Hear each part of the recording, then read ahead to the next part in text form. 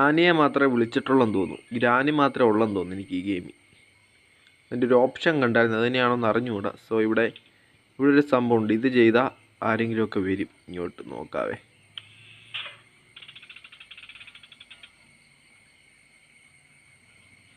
ഇവിടെ ഒളിച്ചിരിക്കുക, ആരോ ഇറങ്ങി വരുന്നുണ്ട്. സോ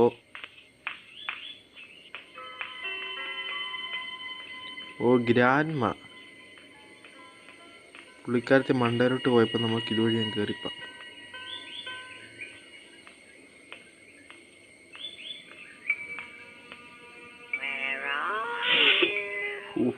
പറയുന്നത് കേട്ടോ, വേറെ അറിയുന്നു.